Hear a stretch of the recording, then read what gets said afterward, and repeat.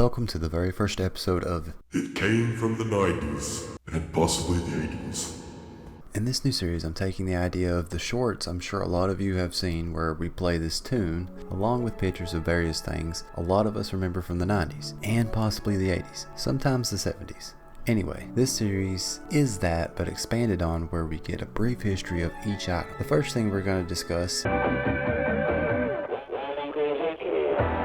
it was a Nickelodeon game show airing from 1990 to 1992, with a 2002 revival, featuring kids competing in playful physical challenges like quirky sports or messy games involving pies and slime, filmed at Los Angeles area parks and theme parks like Raging Waters. The show ran for 65 episodes originally and 10 in the revival, emphasizing fun without prizes. A notable game was the Dizzy Bat Home Run Derby, where kids hit balls after spinning around a bat.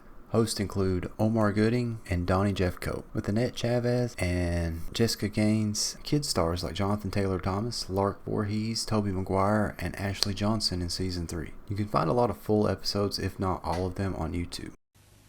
Our urgent mission on Earth is to stop the Munchoids stealing the Happy Meals. But how? Changeables, also known as McRobots, was a toy series produced by McDonald's for Happy Meals, capitalizing on the 1980s transformable robot trend. Released in 3 series, 1987, 1989, and 1990, these toys transformed from McDonald's menu items like Big Macs and fries into robots or dinosaurs. The first series featured 6 unnamed robot transforming food items, while the second introduced named robots, including redecorated versions of 2 from the first series and 6 new molds. The third series shifted to 8 dinosaur transforming toys, reusing food items but with new molds, except for the ice cream cone, remolded from Series 2, and a new Happy Meal toy. Designed for young children, Changeables were notably durable, made from thick plastic with minimal moving parts, typically 3 per toy. 2 toys, Cheeseburger and Happy Mealodon, were re-released in new molds for the Happy Meal's 40th anniversary with minor color and sculpting changes. The Hamburger Changeable introduced a new food mode, despite reusing a robot design from the Quarter Pounder. The series leveraged the popularity of transforming toys, offering a unique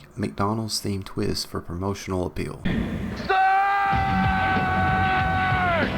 Surge, a citrus flavored soft drink, launched as Urge in Norway in 1996 and hit the US in 1997 as a bold rival to Mountain Dew. Marketed to teens with a neon green aesthetic and a $50 million extreme sports themed campaign, it was sold in cans, bottles, and vending machines. Initially popular, with 95% of teens in launch markets trying it. Sales declined due to competition and shifting marketing focus, leading to its discontinuation in 2003. Fan efforts led by the Surge movement prompted a 2014 re-release on Amazon in 16-ounce cans, followed by a 2015 convenience store rollout in the eastern United States and mountain states. In 2018, Surge returned in Coca-Cola Freestyle machines at Burger King, offering flavors like cherry and zero sugar. Aladdin's Castle was a prominent arcade chain that by the 1990s had become a key player in the arcade scene after being acquired by Bally Manufacturing in 1974 and later by Namco operations in 92. During the 1990s, the chain operated numerous family-friendly arcade locations in shopping malls, leveraging the lingering popularity of arcade gaming despite the industry's post-1983 crash challenges. Namco's accusation strengthened the chain's ties to the Pac-Man franchise, with many locations featuring Pac-Man themed tokens, tickets, and prizes, alongside occasional mascot appearances for promotions. The 1994 merger with Namco Cybertainment further integrated Pac-Man branding, and some locations offered Aladdin's Castle coupons with early copies of Pac-Man 2: The New Adventures from '94, capitalizing on the game's release to draw in players. The 90s were a transitional period for Aladdin's Castle as the arcade industry faced competition from home consoles, leading to financial struggles and gradual closures. While the chain still maintained a significant presence, the decline in arcade popularity reduced its footprint from its 1980s peak of over 450 locations. A notable appearance of Aladdin's Castle branding occurred in the early versions of Namco's Ridge Racer arcade game from '93, where a billboard showcased the chain. By the decade's end, the chain was shrinking, with many locations closing, setting the stage for its eventual near disappearance by the 2010s. The last U.S. location in Quincy, Quincy, Illinois, survived until 2021 before rebranding as At the Pier Arcade under new ownership,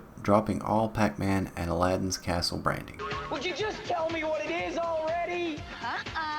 Figure it out for yourself on Nick's newest game show. Figure It Out was a Nickelodeon children's panel game show that aired from July 7, 1997 to December 12, 1999, hosted by Summer Sanders, filmed at Nickelodeon Studios in Orlando, Florida. It featured kids with unique talents or achievements competing while a panel of 4 Nickelodeon celebrities asked yes or no questions to guess a predetermined phrase describing the contestant's skill, a loose adaptation of What's My Line and I've Got a Secret. The show included 3-time rounds, 60 seconds each, with panelists taking turns questioning until a no-answer pass played to the next. If a panelist triggered the secret slime action, saying a specific word, they were slimed, and a random audience member won a prize like a Nintendo 64 or Figure It Out apparel. At the end, contestants demonstrated their talent and discussed it with the host and panel. In 1998, Season 3 introduced Figure It Out Family Style, featuring related contestants, like a parent or child or siblings, and Little Billy, a miniature answer head that appeared if the panel guessed correctly, allowing them to answer a bonus question for a prize. Season 4 from 99 became Figure It Out Wild Style, focusing on animal-related talents, with Billy reshaping into animals and panelists sporting wild hair and makeup. The show aired reruns on Nick Gas until 2007, and Teen Nick's The 90's Are All That in 2012. A revival aired from 2012 to 2013 with Jeff Sutphin as host. Automate resident. Lil Penny?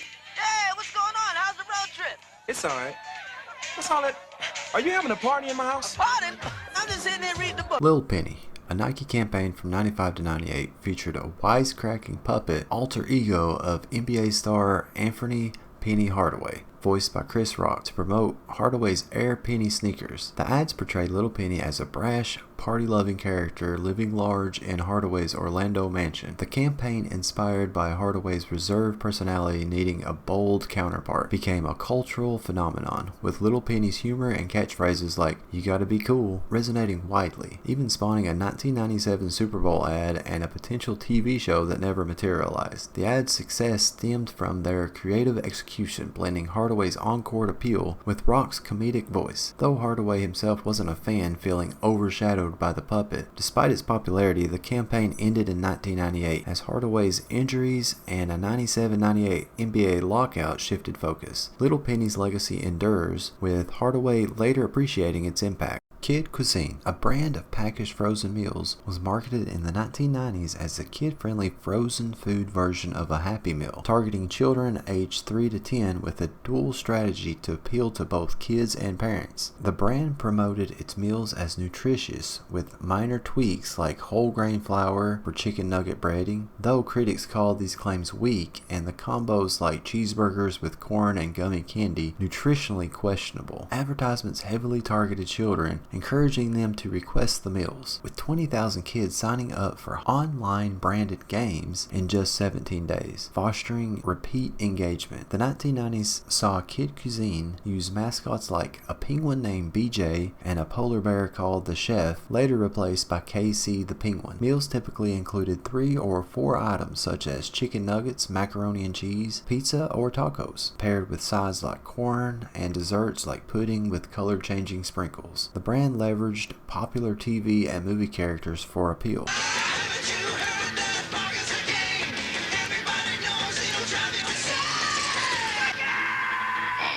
Milk Caps, also known as Pogs, was a popular game in the 1990s, evolving from a 1920s Hawaiian game played with cardboard caps from milk or juice bottles. Revived in 91 by a Maui teacher, it exploded into a global craze, particularly in North America, after the World Pog Federation licensed the game and introduced collectible cardboard discs featuring vibrant designs like cartoons, superheroes, and pop culture icons. Players stacked caps face down, slammed them with a heavier slammer, and kept any that flipped face up, often playing for keeps despite school bans due to gambling concerns. By the mid-1990s, the craze peaked, with companies like Universal Pogs and Canada Games producing millions of caps. Some sold in tubes or tied to promotions like Taco Bell's Batman Forever campaign. The 90s saw Pogs become a cultural phenomenon, with collectors trading rare or holographic caps or premium metal slammers. The WPF and other brands like Pog fueled the fad with tournaments and licensed merchandise. But by 96, oversaturation and score restrictions led to its decline. Accessories like plastic storage tubes and playmats were common, and while some Pogs were metal or plastic, most were cardboard. The game's simplicity and collectible appeal defined the 1990s playground culture. Pizzerias rule! Groovy chips, huh, boys?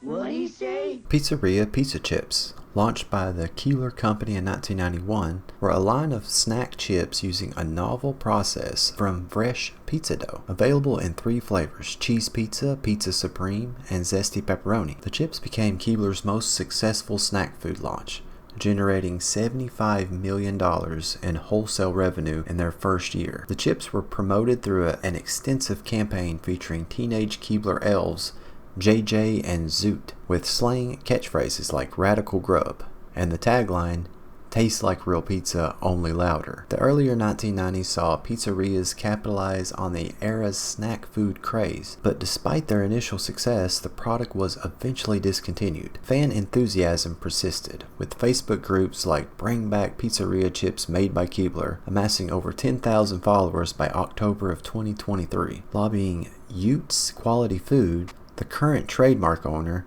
for a relaunch. The chips were featured in the Netflix series Everything Sucks and listed among the Daily Meal's most popular snacks of the last decade in 2017, cementing their nostalgic appeal. And that's all I got for this episode. If you like this and want more, just let me know down in the comments, and thanks for watching.